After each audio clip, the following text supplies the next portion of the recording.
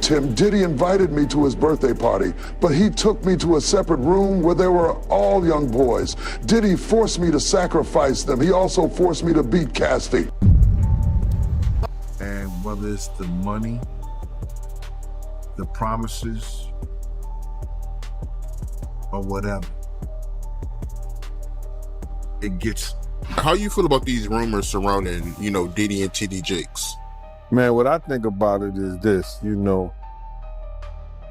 when I grew up in the church, the sinners was not supposed to have the same atmosphere with the saints. You have to be able to separate the two. So I'm looking at him as a saint going to a party that ain't nothing but sin, drinking, maybe fornication, man on man, woman on woman, he on she.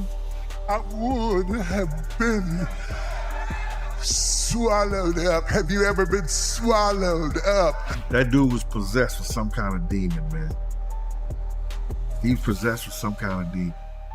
Want to be in all this red, this dark rooms with the music blasting. There had to be a certain temperature,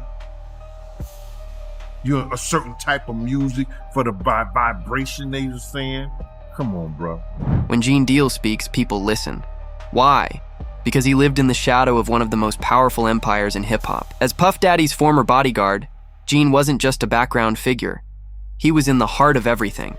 The private meetings, the parties, the backstage deals. He saw it all. Now, Gene is revealing something no one expected. The real reason Bishop T.D. Jakes stepped down from his role as pastor. To the public, Jakes' resignation appeared noble, dignified, maybe even routine. But Gene is painting a darker, more complicated picture. According to him, the decision wasn't just about a man of faith taking a break.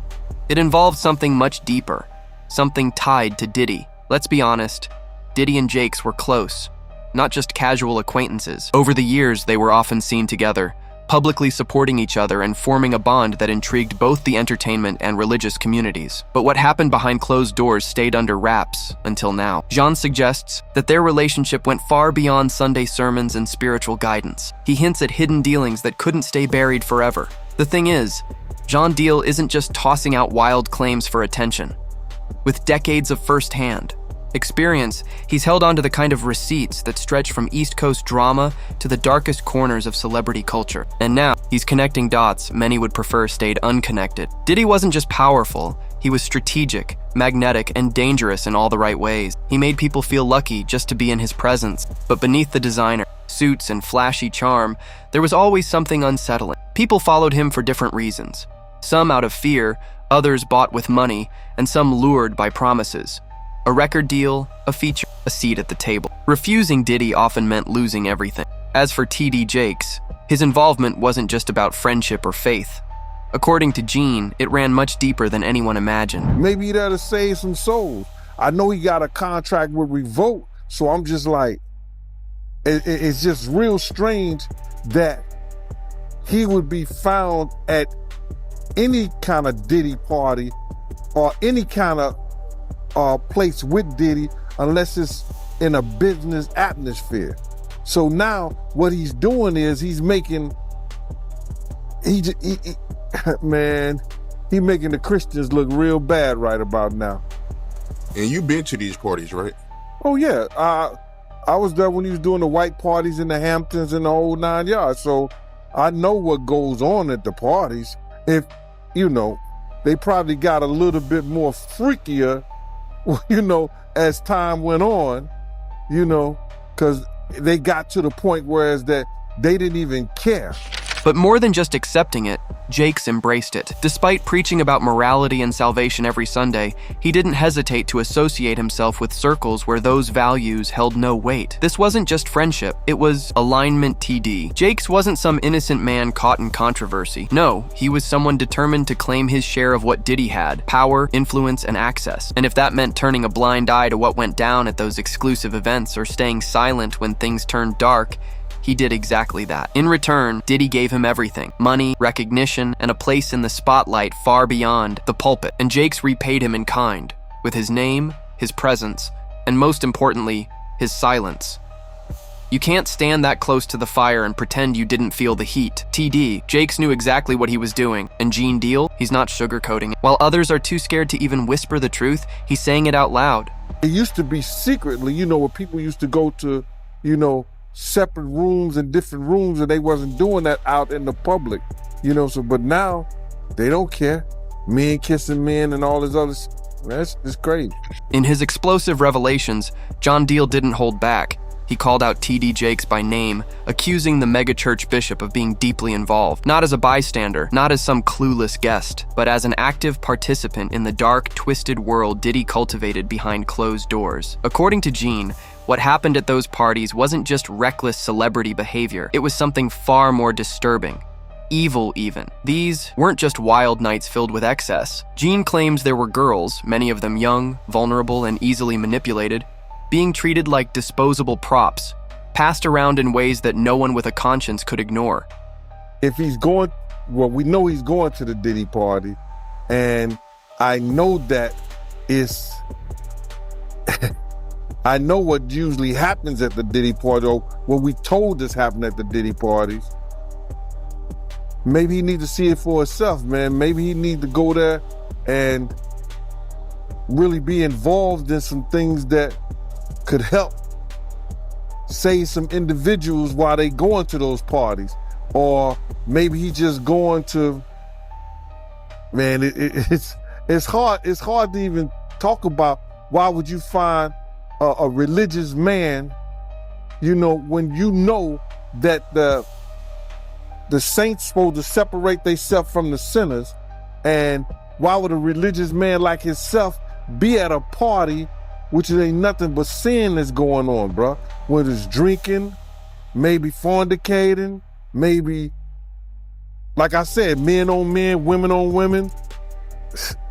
It's hard to put in perspective unless he's involving himself what is actually going on at the parties. And according to Gene Deal, T.D. Jakes was right there, in those same rooms. A man who built his entire image on holiness, integrity, and leadership, standing shoulder to shoulder with one of the most controversial and allegedly dangerous figures in hip-hop. Gene didn't hold back. He said Jakes wasn't clueless. He knew what was happening. He saw it. He felt the energy. And he made a choice, not to walk away, but to stay, to be part of something that was clearly immoral and deeply damaging, especially to the vulnerable. Women caught in the crossfire. Worse still, Gene claims Jakes was actively working with Puffy. And to him, this wasn't just disappointing. It was betrayal. A betrayal of the faith. A betrayal of the public who looked up to Jakes. And most painfully, a betrayal of the countless victims who suffered while powerful men, with pulpits and platforms, chose silence.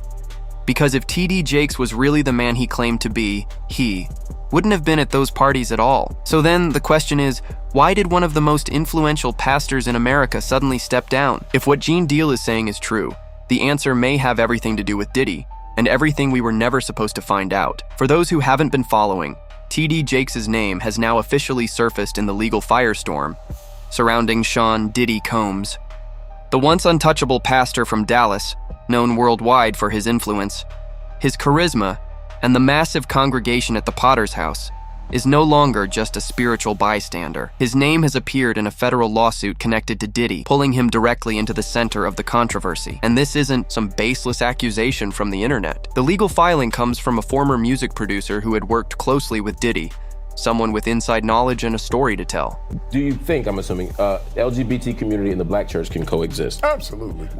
Let me push that question, because... Hello?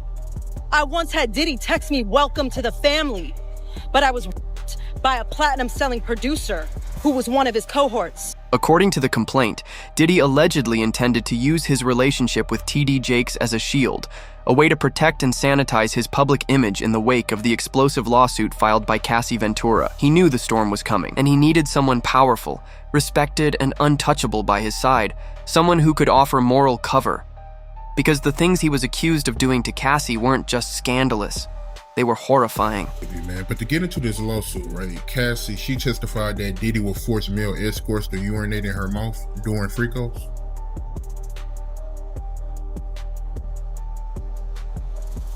My man, that's a touchy and difficult subject when you're a man and you have daughters. You understand? And that's why we as men need to play a prominent part in our daughters' lives, because you get men like this that's got this corrupt and devious minds that they don't respect womanhood. You understand? That's some nasty, perverted things that you want to have somebody urinate in the mouth of somebody who gonna be talking to you in your face, who gonna be kissing on you, who gonna be eating food with you. What kind of deviant and crazy mind you have to have somebody do that to somebody that you care about, you supposed to care about, that you supposed to love, man. Something is sick about that, brother. You can't tell me that that's some kind of fetish. You know what I'm saying?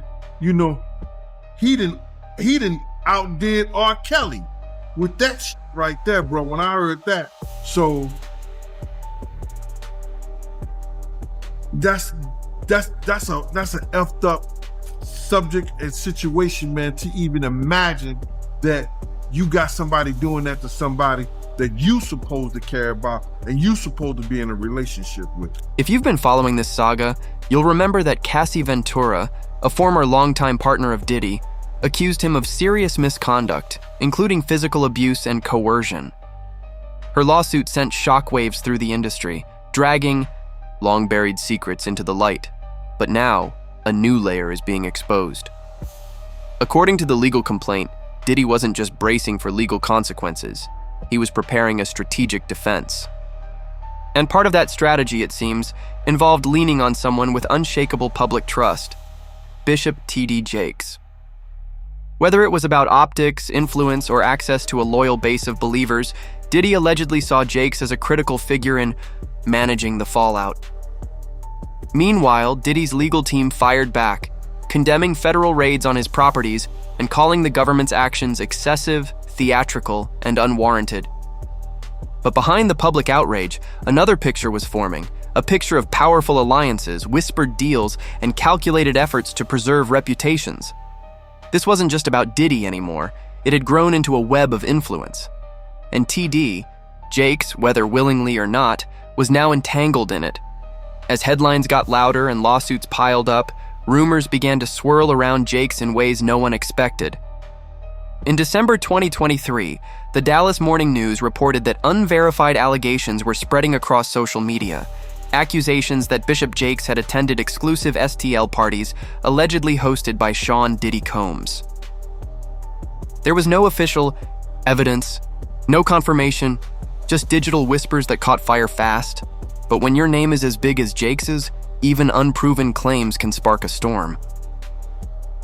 Rather than stay silent, Jakes addressed the rumors head-on, not in an interview or press release, but from the pulpit during a Christmas Eve service at the Potter's house. With cameras rolling and his congregation watching, he said, "The worst that could happen if everything was true, all I got to do is repent sincerely from my heart. There's enough power in the blood to cover all kinds of sin. I don't care what it is. The blood would fix it, but I ain't got to repent about this." It was bold, part sermon, part defense. Some heard a man of God reaffirming his innocence. Others heard something closer to a subtle admission, a quiet acknowledgement that he knew just how deep the accusations had cut. And this wasn't just any pastor facing online rumors. T.D. Jakes is the founder of the Potter's House, a megachurch he built from the ground up in 1996. Over the decades, it grew into a spiritual empire, boasting more than 30,000 members across campuses in Dallas, Frisco, Fort Worth, Denver, and Los Angeles. His influence stretched far beyond the church, to politics, to pop culture, and now, it seems, into the heart of a federal investigation. What was meant to be a joyful holiday celebration instead became a moment of crisis management, a man of God trying to separate himself from the wreckage of a celebrity world he may have been closer to than anyone realized. What makes all this even more complicated? Jakes and Diddy weren't just acquaintances, they were close, very close. Over the years, photos, videos, and public appearances showed them side by side, laughing, praying, embracing, and sharing stages. This wasn't a casual friendship, it was something deeper, a connection that blurred the lines between faith, fame, and influence. In fact, in 2021, their bond took a very public turn when Jakes launched a sermon series on Revolt Media, Diddy's own cable network. That move raised eyebrows. Here was one of the most prominent pastors in the country, bringing his spiritual message to a platform better known for hip-hop and celebrity culture. It was clear their worlds had fully merged, but now, as lawsuits mount and investigations swirl, around Diddy, the walls are closing in. This week, Combs sold his remaining stake in Revolt Media to an anonymous buyer, just a year after stepping down as chairman. A quiet exit from the platform he once built as a symbol of cultural power. And the timing? It's hard to ignore. As Diddy faces mounting legal pressure, everyone in his orbit is under the microscope, and Jakes, publicly and privately tied to Combs for years, is now facing more questions than ever. Did their friendship cross a line? Was Jakes simply a spiritual advisor caught in the crossfire, or was he something more? A hidden piece of a much larger puzzle? One thing is certain. This is no longer just Diddy's story. Ever since the scandals surrounding Diddy began dominating headlines, Jakes has been in full damage control mode, denying claims, brushing off rumors, and trying to distance himself from anything remotely controversial. But here's the problem. The public isn't buying it. The photos, the memories, the appearances, they all live online, and the internet never forgets. The streets are talking louder than ever, and now, Jakes is taking the fight to the courts. A lawyer representing Bishop Jakes has filed legal action in the Northern District of California, targeting YouTube and its parent company, Google. The goal? To unmask the identities of 4 YouTube users who uploaded videos accusing Jakes of attending Diddy's infamous parties and participating in the darker side of the entertainment world. According to the motion, these accounts are allegedly based in Pakistan, South Africa, the Philippines, and Kenya. Jakes' legal team argues that they're spreading AI-generated misinformation and violating YouTube's own policies. They're demanding Google reveal who's behind the content. But not everyone sees this as a fight for truth. Some say this is less about stopping false information and more about silencing voices. More about shutting down the growing online chorus before it gains too much momentum. Because if even some of the claims turn out to be true, it could destroy the image TD Jakes has spent a lifetime building. The powerful sermons, the celebrity, connections, the reputation for integrity, all of it gone. And now, instead of directly addressing the core allegations, Jakes is going after the platforms. To many, that doesn't look like a defense. It looks like a cover-up. And with pressure building and Diddy's legal battle heating up, TD Jakes is stepping back, quietly, but not unnoticed, just weeks after his name began surfacing in connection. With Diddy's lawsuits, Bishop Jakes announced he was stepping down from leadership at the Potter's House, the very church he built in 1996. The timing? Hard to ignore. In an emotional Sunday sermon, Jakes, now 67, told his congregation that the future of the church would pass to his daughter, Sarah Jakes Roberts, and her husband, Touré Roberts. He framed the moment as a spiritual legacy, a planned, thoughtful handoff. "This is legacy," he said, holding back tears. Not because they're kin, but because they're the kind. But outside the church walls, many saw something else. For them, this wasn't a legacy. It was an exit strategy, a carefully timed retreat just as the firestorm around his name hit full force. Because when you're tied to lawsuits, whispered accusations, and parties that contradict everything you've preached, stepping down doesn't feel like passing the torch. It feels like running for cover. While Sarah and Touré are being celebrated by some as the church's next chapter, others are asking harder questions. Now that TD Jakes has officially stepped away, the streets aren't echoing his legacy message. They're saying something very different, and that narrative is gaining traction fast. Many believe Jakes didn't step down because he felt led by God. They believe he saw the storm coming and got out before it destroyed everything. With Diddy's trial moving forward and more disturbing allegations surfacing week after week, people are bracing for what might come next. And if TD Jakes' name surfaces again, this time with solid evidence, it won't just be his reputation at risk. It could be his entire legacy. Because for a man who built his life on trust, truth, and spiritual leadership, being exposed as part of the chaos he once preached against would be the final blow. And stepping down right now doesn't look like the end of the road. It looks like damage control. And we have more breaking news. A jury has finally been selected and opening statements are getting started in the Sean Diddy Combs trial. Prosecutors are expected to paint Combs as the head of a criminal organization who exploited his fame and fortune to sexually abuse women and men. The music industry's biggest trial is underway, and tensions are already running high, and now things may take a dramatic turn. In a recent interview, R&B singer Al B. Sure made a stunning revelation. He plans to testify against Sean Diddy Combs. He didn't hold back, claiming that Diddy may have even tried to take him out. But perhaps most shocking of all, Al accused Diddy of being involved in the death of Kim Porter. These aren't just rumors anymore. People have been waiting for years to see Diddy held accountable. For a long time, he seemed untouchable, like he could do whatever he wanted in the music industry without consequence. Behind the scenes, he built a reputation as a powerful bully, especially during the 2000s and 2010s, and Al B. Sure was one of many who had to deal with it. The history between Diddy and Al B. Sure runs deep. Back in the early 1990s, Al was romantically involved with Kim Porter. After their relationship ended, Kim began dating Diddy in 1994. Together, they had a son, Quincy. But according to Gene Deal, Diddy didn't just step in after the breakup. He took Kim Porter from Al now, with Al B. Sure stepping forward and willing to speak under oath. The narrative around Diddy's alleged actions, both personal and professional, is unraveling fast. You know, him and Al never been the best of friends. He had motherfuckers think that he had adopted Quincy, and he never did. Al was never out of his son's life. I knew Al way back in Mount Vernon. He used to wear leather pants in 100 degrees. With Al. I knew it way back then though, man. Al a good dude. A good dude. You know what I mean?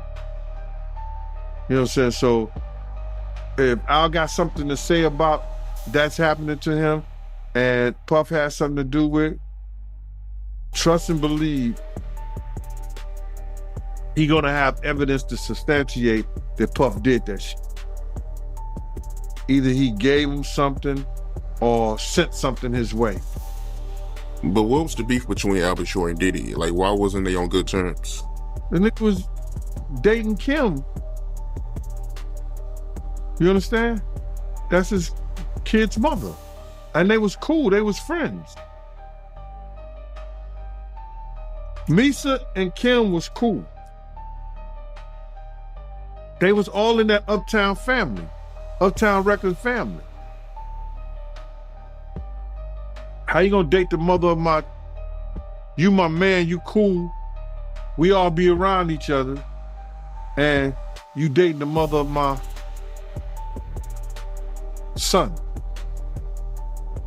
Alan never go try to date Misa. You know what I mean? Quincy was even taken in by Diddy, who raised him as his own. For years, Diddy and Kim Porter had an on and off relationship that lasted until 2007. Eventually, Diddy admitted that his infidelity was the reason for their breakup. But according to those closest to the situation, there was far more happening behind the scenes. Diddy's former bodyguard has come forward with disturbing claims, alleging that Diddy was violent toward Kim Porter, as well as other women, including singer Cassie. These weren't isolated incidents. They were part of a pattern, one that paints a much darker picture of Diddy's relationships behind closed doors. A lot of things happened to Kim that she never explained to her father. So to see that girl take that beating like that, her father probably thought within himself, that's some of the things that happened to my daughter. And it has to be sickening to him, knowing that his daughter probably went through the same shit that Cassie went through. Yeah, he made a comment saying that he was disgusted when he seen that video. He even said that he wouldn't even do a dog like that, the way Diddy did Cassie. Yeah. His heart would go out to Cassie because he's looking at the fact that his daughter's not here to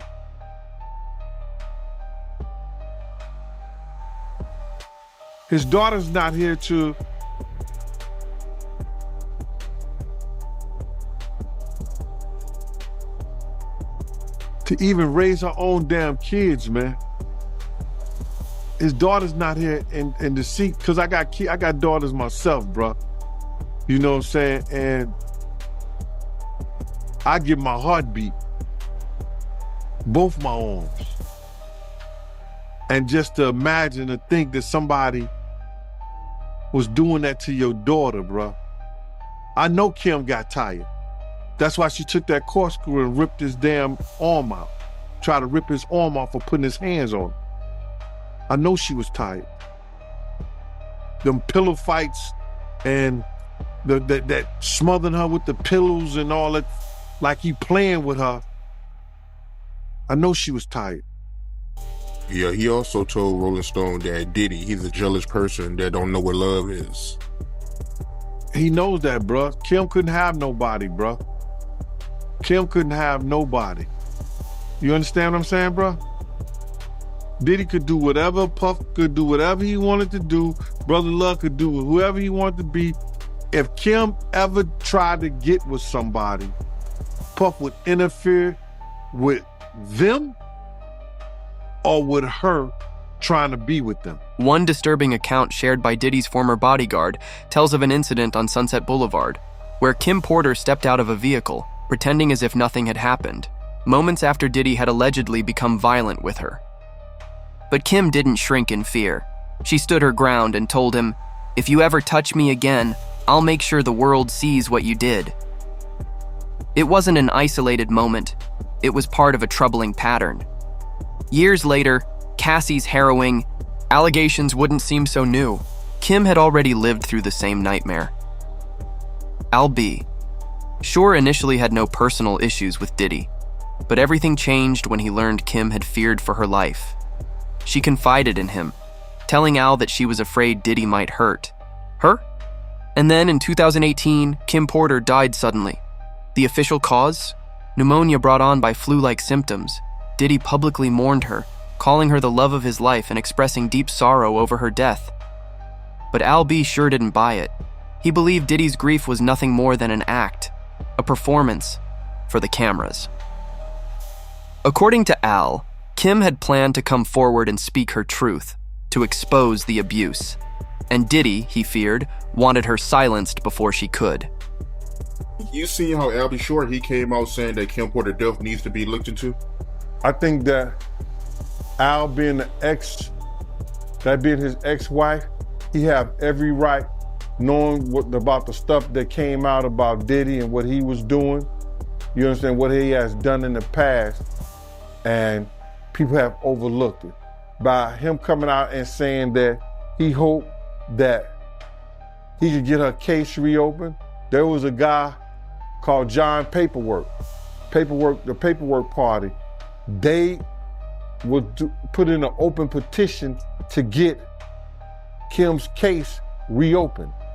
You understand what I'm saying? So I'll be sure doing this is showing that, you know, he still got love for Quincy's mother. He still want to find out the truth because allegedly Kim was fine the day before and the day of her death. And then now she found in the bed dead from pneumonia. That just don't sound right, bro. That don't sound right at all. So you feel the same way about her death being suspect? I don't think nobody in America thinks nothing suspicious about Kim's death, bro. If you are rich like that, you could, Kim had, I think a net worth of like, what, 12 million a year or something like that? Kim could have called any doctor to come over and look at her. If she was that bad, she could have called an ambulance or something like that. Everything is suspicious about her death, bro. When news finally broke that Diddy was being sued and taken into custody, Al B sure came forward once again, this time with even more urgency. He revealed that he never believed his own health issues were natural. In fact, he suspected they were intentional, meant to silence him, to keep him from speaking out. At the time, people dismissed his claims, calling him paranoid or even unstable. But everything changed the moment Diddy's arrest was confirmed. Suddenly, Al didn't seem so crazy anymore. The dots he'd been connecting for years, about Kim, about Diddy, about the abuse, started to look a lot more like a pattern, and a lot less like a conspiracy.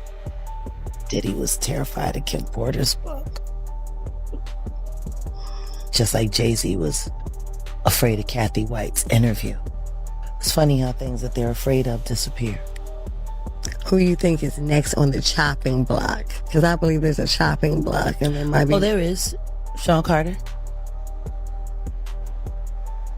They're trying to avoid him. I'm going to make sure they can't.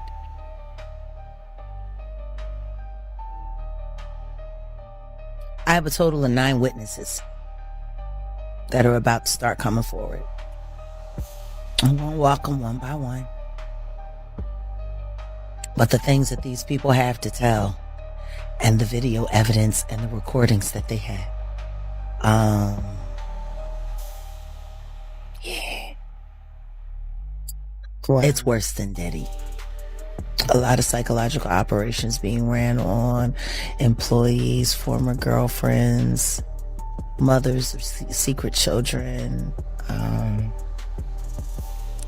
interns that refused to sign non-disclosure agreements. Their lives were literally blown to smithereens. I was lucky to survive him. If you really look at their careers, it's just a trail of bodies that they've been stacking up and standing on. Some now believe that the recent court filings don't just stand on their own. They actually corroborate what's been whispered about in industry circles for years. And this is where things get even darker. There's growing speculation that the individuals named in these legal documents may also be connected to the untimely deaths of other high-profile musicians. To outsiders, it sounds like a wild theory, but to those familiar with the underbelly of the entertainment industry, it all starts to make a lot of sense. You have to understand, Kim Porter's death wasn't even seriously investigated. Not a single formal inquiry, no thorough autopsy, beyond the basics. No deep dive into possible foul play. Her family was left without answers. And that's the part that still doesn't sit right with many. Because when someone close to power dies under questionable circumstances, and no one bothers to ask why, that raises more than just eyebrows, it raises alarms. He was telling me before this interview that Dallas Austin, his daughter, was at her house the day she died. Yeah, I heard that the paperclip party broke that story because it was told to them by Kim's Porter father that is in the police report. That this is in the police report, that Dallas Austin's daughter, who was a friend of Kim, left her house at 8 o'clock.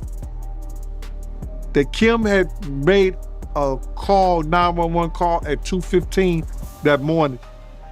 And I don't know what happened in the 911 call or what was said, but they said that Dallas Austin's daughter, according to Kim's father, was the woman that left her house at 8:15. So she was the last person, according to her, to see Kim alive. And that was broken by the paperclip party because they had a conversation with Kim's Porter father. That's crazy. Now, what was Kim's state? Why did, and in the report, didn't it say she had blood on the pillow and bruises or something like that? That case needs to be reopened, man. The case really needs to be reopened. Because if that girl was there and she said that Kim was all right, what happened from 8 to 11? And why did all Kim's stuff come up missing? I ain't know any of that, man. I never heard of that. So when they found her, she had bruises and a lot of her stuff was missing? Bro, it's a lot of suspect things going on. First and foremost, in our day and time, other than a house key, a woman gonna keep her phone and you know, she got a lot of different purses, but everybody always grab their phone. Why come right till today, right now, nobody knows what Kim Porter phone is? And they know they had iPhone. Why have nobody went to the cloud and got the text messages and the things off her phone? Because everything that came in that phone is text, and you know your iPhone find my phone. Nobody tried to find the phone? You gotta realize, man, Kim's death wasn't even investigated, bro. Her death wasn't even investigated. And it should have been a proper investigation so all the family members can feel like that